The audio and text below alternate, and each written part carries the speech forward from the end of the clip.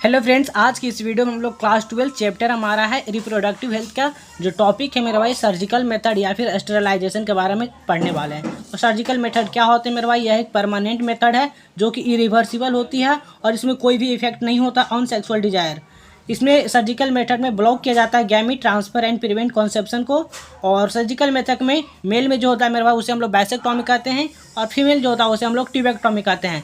बाइसेक्टॉमी में क्या होता है मेरे भाई? In male a small part of vas deferens remove and tie up, यानी कि जिसमें सीमेन विदाउट स्पर्म पाया जाता है मेरे भाई। तो बाइसेक्टॉमी में मेरे भाई वास्ट डिफरेंस को कट किया जाता है और इसको टाई अप यानी बांध दिया जाता है। और ट्यूबेक्टॉमी में क्या होता है मेरे भाई? In female a small part of fallopian tube remove and tie up, जो कि fallopian tube tie and up यानी कि फेलोपियन ट्यूब को कट एंड बांध दिया जाता है। यहाँ पर समझ गए होंगे सर्जिकल मेथड जो होती है परमानेंट मेथड होती है जो कि इरिवर्सिबल होती है और no effect on sexual desire. और इसमें ब्लॉक किया जाता है gamete transfer and prevent conception को।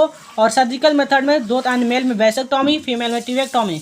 वैसेक्टॉमी में वास्ट डिफरेंस को रिमूव एंड टाई अप किया जाता है और ट्यूबेक्टॉमी में फेलोपियन ट्यूब को रिमूव एंड टाई अप किया जाता है। उसके बाद हम लोग बात करते हैं इल इफेक्ट ऑफ कॉन्ट्रासेप्शन, यानी कि इसमें नौजिया हो सकता है, एब्डोमिनल पेन हो सकता है, ब्लीडिंग हो सकता है, इरेगुलर मेंस्ट्रुअल साइकिल हो सकता है या फिर ब्रेस्ट कैंसर भी हो सकता है।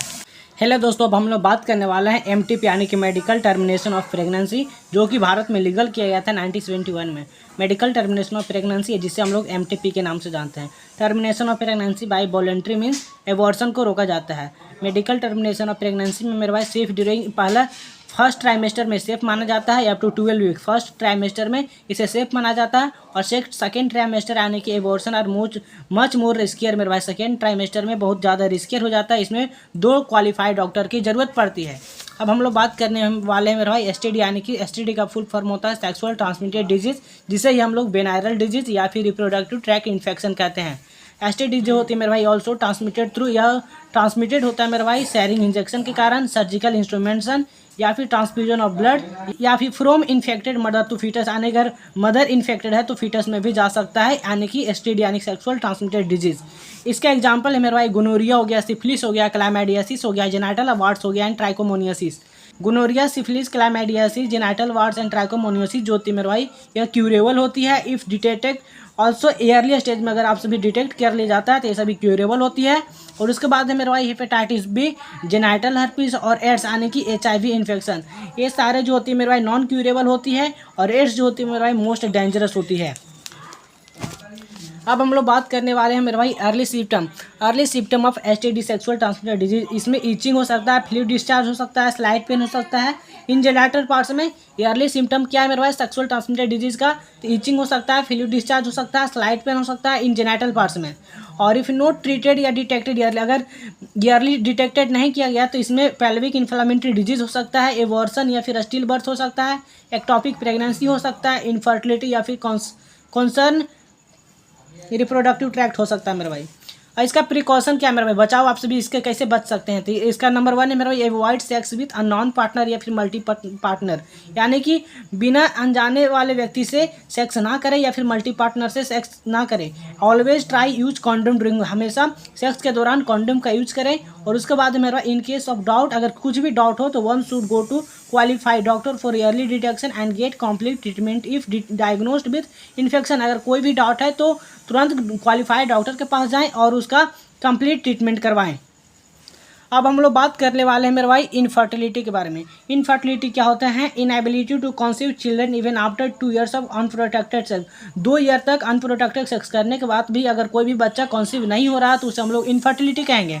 इनफर्टिलिटी में मेरे भाई 2 करेक्ट इनफर्टिलिटी टेक्निक्स में आता है मेरे भाई where clinical diagnosis not possible. इसका एग्जांपल है मेरे भाई ART assisted reproductive techniques. ART के थ्रू आप सभी इनफर्टिलिटी को दूर कर सकते हैं। तो एआरटी जो होती है मेरे भाई ये 2 तरीका का होता है, एक होता है इन विवो और एक होता है इन विवो। इन विट्रो होता है, एक होता है इन विवो।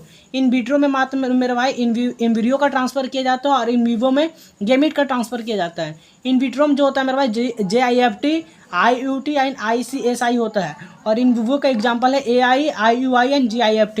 अब हम लोग बात करते हैं ART यानी कि असिस्टेड रिप्रोडक्टिव टेक्निक्स के।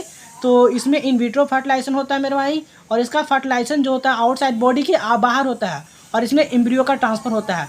और ART में जो आता है मेरे भाई टेस्ट बेबी प्रोग्राम आता है और फिर दूसरा आता है ICSI यानी कि इंट्रासाइटोप्लाज्मिक स्पर्म इंजेक्शन।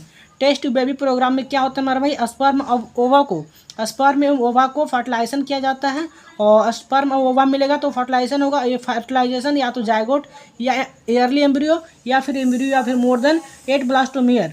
तो अगर आप सभी जायगोट है तो उसको अप टू 8 ब्लास्टोमियर है तो ट्रांसफर इन फैलोपियन ट्यूब। अगर एम्ब्रियो जो है मेरे भाई 8 ब्लास्टोमियर है तो उसको हम लोग फैलोपियन ट्यूब में ट्रांसफर करेंगे, जिससे हम लोग JIFT के नाम से जानते हैं, यानी कि जायगोट इंट्रा फैलोपियन ट्रांसफर। अगर एम्ब्रियो 8 ब्लास्टोमियर से ज़्यादा है तो उसको हम लोग ट्रांसफर करेंगे यूट्रस में, जिससे हम लोग IUT यानी कि इंट्रा यूट्राइन ट्रांसफर के नाम से जानते हैं। अब हम लोग बात करते हैं इन विवो फर्टिलाइजेशन की। इन विवो फर्टिलाइजेशन में क्या होता है मेरे पास, इनसाइड फीमेल बॉडी, यानी कि फीमेल बॉडी के अंदर फर्टिलाइजेशन होता है और इसमें गैमेट का ट्रांसफर होता है। और गैमेट का ट्रांसफर यानी कि मेल गैमेट ट्रांसफर और फीमेल गैमेट ट्रांसफर। अगर मेल गैमेट ट्रांसफर होगा तो infertility due to inability of male to inseminate, यानी कि मेल का गैमेट ट्रांसफर होगा तो इसका कारण है inability of small to inseminate, very low sperm count हो सकता है।